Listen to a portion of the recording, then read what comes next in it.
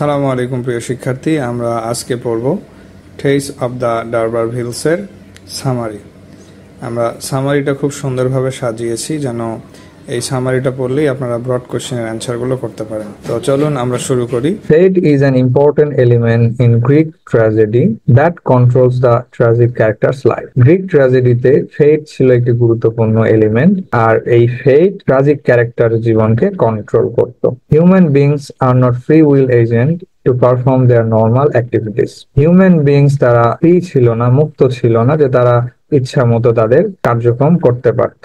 They are the puppets of the hands of divine power. Human beings ছিল মূলত এই divine পাওয়ারের হাতের পুতুল, অর্থাৎ এই ডিভাইন পাওয়ার যেভাবে চাইতো সেভাবেই হিউম্যান বিংস তাদের অ্যাক্টিভিটিস করত। Thomas Hardy used that universal factor in his novel tales of the D'Urbervilles. আর থমাস হার্ডি, যিনি এই উপন্যাসের লেখক, তিনি সেই ইউনিভার্সাল ফ্যাক্টরকেই, অর্থাৎ গ্রিক ট্র্যাজেডির যেই ধারাবাহিকতা ছিল সেই অনুসারেই তিনি এই টেইলস অফ দ্য ডারবারভিলস নোভেলটিকে উপস্থাপন করেছেন। টেইস wanted to escape from fate in many ways, but she was destined to doom. টেইস বিভিন্নভাবে এই ফেট থেকে মুক্তি পেতে চাইতো, অর্থাৎ এই ফেটের প্রভাব থেকে বাইরে গিয়ে তার জীবন পরিচালনা করতে চাইতো, কিন্তু দুর্ভাগ্যবশত তার সাথে ওই সকল কিছুই ঘটেছিল যা তার ভাগ্যে নির্ধারিত ছিল। Fate brought the tragic end of টেইস।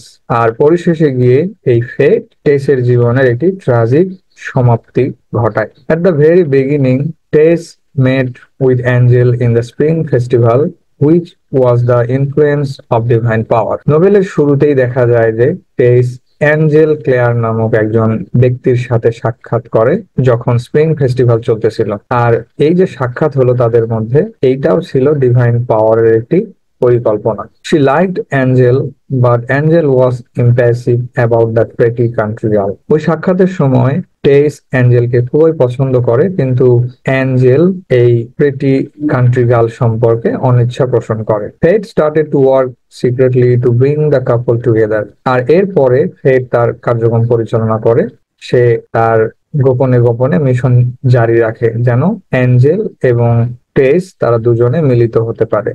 As an abstract idea, fate was not seen or observed, but it appeared in the name of different actions. যেহেতু ফেট একটি অ্যাবস্ট্রাক্ট আইডিয়া, যাকে দেখাও যায় না, পর্যবেক্ষণও করা যায় না, কিন্তু এই ফেট বিভিন্ন অ্যাকশনের মধ্যে দিয়ে তার উপস্থিতি জানান দেয়, আর এই অ্যাকশনগুলোর মাধ্যমেই একের পর এক ট্র্যাজেডি হতে থাকে। The death of the horse Prince is the second action of fate, as it is followed by Tess' father's discovery of an aristocratic family. টেসের পরিবারের উপার্জনক্ষম একজন ব্যক্তি ছিল তার বাবা, আর তার বাবা এই প্রিন্স নামক ঘোড়ার গাড়ি দিয়ে পরিবহন করে তার জীবিকা উপার্জন করত। কিন্তু তার বাবা যখন জানলো যে তাদের ফ্যামিলি বা পূর্বপুরুষরা একটি সম্ভ্রান্ত পরিবার থেকে এসেছে, তখন এই খুশিতে প্রচন্ড মদ্যপান করে অসুস্থ হয়ে পড়ে। আর পরবর্তীতে গিয়ে তার বাবার পরিবর্তে টেস ঘোড়ার গাড়ি চালিয়ে যখন পণ্য সরবরাহ করতে যায়, তখন অ্যাক্সিডেন্টলি ঘোড়াটি মারা যায়। Fate appeared to Tess' father as the knowledge of discovering from the D'Urberville's family. ওই কথা এখানে বলা হয়েছে যে ফেট আবার তার কার্যক্রম সম্পাদন করেছে বা তার খেলা খেলেছে যখন টেসের বাবা তার পূর্বপুরুষদের সম্পর্কে জানতে পারে। After knowing that heritage, he celebrated the name by taking heavy alcohol. টেসের বাবা যখন তার পূর্বপুরুষদের পরিবার সম্পর্কে জানতে পারে যে তারা ছিল সম্ভ্রান্ত পরিবারের, তখন এইটা সেলিব্রেট করতে গিয়ে প্রচুর অ্যালকোহল পান করেন। After getting sick, Tess, as the eldest member of the family, insisted on going to market with the beehives poultry.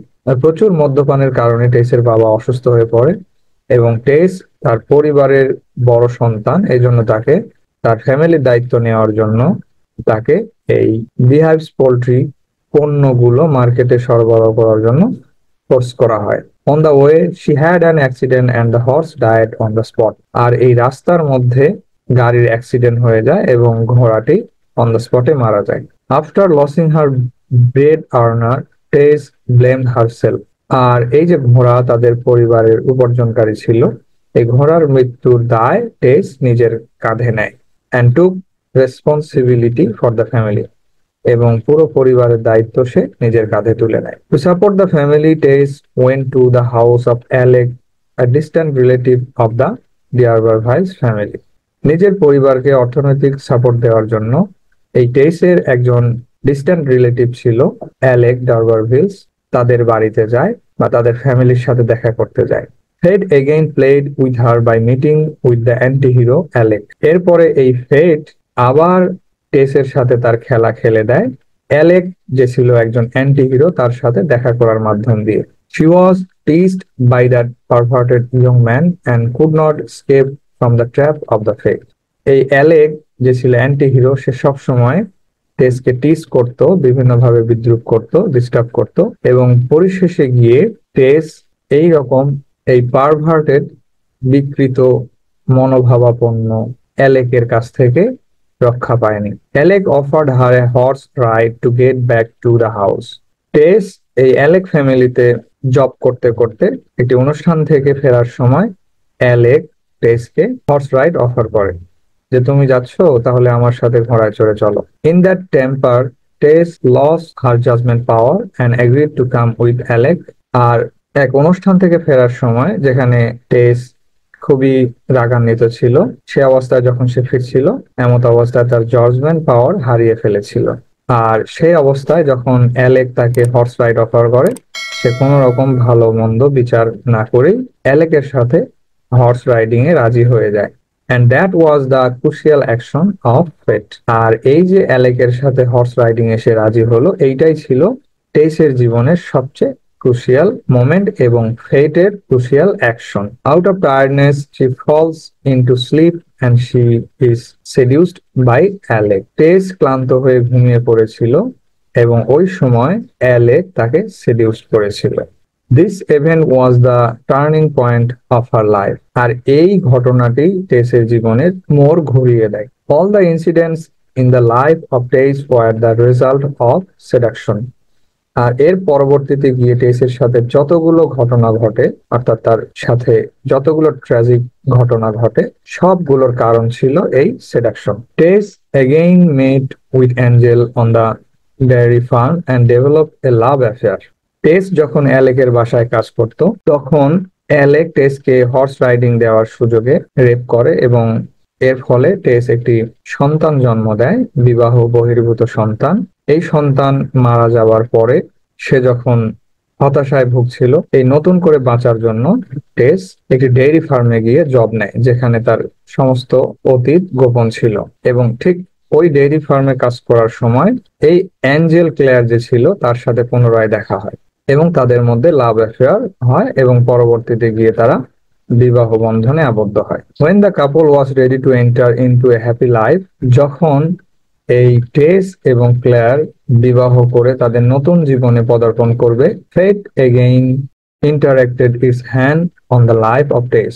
এই টেসের জীবনে এসে আবার সেই ফেট তার চাল চেলে দেয়, অর্থাৎ তার যে প্রভাব সেটা বিস্তার করে ফেটের জীবনকে এলোমেলো করে দেয়। After knowing the past of Tess, Angel threw her out from the room as well as from his life. তো বিয়ের আগ মুহূর্তে টেস বারবার এইটা চাইতো যে তার সাথে অতীতে যা কিছু ঘটেছে সবকিছু অ্যাঞ্জেল ক্লেয়ারকে বলবে, যে তার এইভাবে একটা অ্যাক্সিডেন্টলি বেবি হয়েছিল এবং বেবিটা মারা গেছে, অতীতের যত দুর্ঘটনা ঘটেছিল সবকিছু বলতে চাইতো। কিন্তু অ্যাঞ্জেল তাকে বলতো, ঠিক আছে, সমস্যা নেই, তোমার যা কিছু কথা আছে আমরা বিয়ের পরেই আলোচনা করব বা আমরা শেয়ার করব। এই অবস্থায় তাদের যখন বিয়ে হয় এবং তারা একে অপরের সাথে তাদের অতীতের ঘটনাগুলো শেয়ার করে, আর টেস যখন তার কথাগুলো শেয়ার করে, এইটা জেনে অ্যাঞ্জেল তাকে তার বাসা থেকে ছুঁড়ে ফেলে এবং তার জীবন থেকেও তাকে ছুঁড়ে ফেলে দেয়। After that, Tess faced many obstacles and she had no way then to become the mistress of Alec. টেস যখন অ্যাঞ্জেলের সাথে ঝগড়া করে আলাদা হয়ে গেল, আর সেই অ্যালেক যে ছিল অ্যান্টি হিরো, সব সময় টেসের পিছু পিছু তাকে ফলো করত। আর এই সময় সে এসে তাকে অফার করে যে অ্যাঞ্জেল তোমার জীবনে আর ফিরে আসবে না, বরং তুমি আমাকে বিয়ে করো এবং আমার মিস্ট্রেস হিসেবে জীবন কাটাও। The murder of Alec by Tess was the play of fate to her. এরপরে টেস তার মিস্ট্রেস হিসেবে জীবন কাটাতে থাকে, আর এর কিছুদিন পরে টেসের স্বামী অ্যাঞ্জেল আবার তার জীবনে ফিরে আসে। সে এসে দেখে যে টেস একটি বিশাল হোটেলে জীবনযাপন করতেছে রাজকীয় পরিবেশে। তো এমত অবস্থায় টেস তাকে বলে যে অনেক দেরি হয়ে গেছে তোমার ফিরে আসতে। ভারাক্রান্ত হৃদয় নিয়ে অ্যাঞ্জেল সেখান থেকে চলে যায়, আর এর ঠিক পরের মুহূর্তেই টেস অ্যালেকের সাথে দ্বন্দ্বে জড়িয়ে পড়ে এবং তাকে ছুরির আঘাতে হত্যা করে ফেলে। আর যেইটাই ছিল মূলত ফেটের আরেক খেলা। Police arrested her and gave her the death sentence. Police এসে টেসকে অ্যারেস্ট করে এবং তাকে মৃত্যুদণ্ডে দণ্ডিত করা হয়। But before that she had the light off enjoyment as she spend some time with Angel. কিন্তু টেসের মৃত্যুর পূর্বে সে অ্যাঞ্জেলের সাথে কিছু সময় কাটানোর সুযোগ পায়। অর্থাৎ টেস অ্যালেককে ছুরিকাঘাত করে সেখান থেকে পালিয়ে অ্যাঞ্জেলের পিছু নেয় এবং তারা গিয়ে মিলিত হয়। এভাবে তারা একটি পুরাতন বাসা খুঁজে পায় যেখানে আনুমানিক 5 দিনের মতো তারা সময় কাটায়। আর এই সময়টিতেই টেস অ্যাঞ্জেলের সাথে তার জীবনের সবচেয়ে সুখের মুহূর্তগুলো কাটায়। The last line of the novel indicates that fate is the main instrument in the novel. নোভেলের যে শেষের লাইনগুলো ছিল এইটাই ইন্ডিকেট করে যে এই পুরো নোভেল জুড়ে একমাত্র ফেট যে কিনা টেসের জীবনকে কন্ট্রোল করেছে, এই ফেটই হচ্ছে main instrument. Justice was done and the president of the immortals had ended his sport with Tess. Justice প্রতিষ্ঠিত হয়েছে এবং প্রেসিডেন্ট অফ দ্য ইমমর্টালস শেষ হয়েছে তার খেলা খেলে, যেটা ছিল টেসের সাথে। The President of the Immortals is an important figure in this passage because it can refer to both God and death. আর এই President of the Immortals বলতে বোঝায় God এবং death. In fine, in 19th century, most of the novelists created tragic characters as free will agents who are responsible for their own downfall. পরিশেষে বলা যায় যে 19 শতকের বেশিরভাগ নোভেলিস্টরা, উপন্যাসিকরা, তারা এইভাবে ট্র্যাজিক ক্যারেক্টার ক্রিয়েট করত যে প্রতিটি ট্র্যাজিক ক্যারেক্টার তাদের নিজের অধঃপতন বা ট্র্যাজেডির জন্য দায়ী ছিল। যেমনটি আমরা ম্যাকবেথ, হ্যামলেট ট্র্যাজেডিতে দেখেছি যে তারা নিজেদের ভুল সিদ্ধান্তের কারণে নিজেদের ডাউনফল ডেকে নিয়ে এসেছে। But unlike the modern writers, Hardy followed the classical tradition and gave importance to fate. কিন্তু থমাস হার্ডি তিনি ক্লাসিক্যাল ট্র্যাডিশনকে ফলো করেছেন, যেখানে তিনি ট্র্যাজেডির জন্য ফেটকে দায়ী করেছেন বা গুরুত্ব দিয়েছেন। আর এই ফেটের কারণে কোনো ব্যক্তির জীবনে ট্র্যাজেডি ঘটেছে।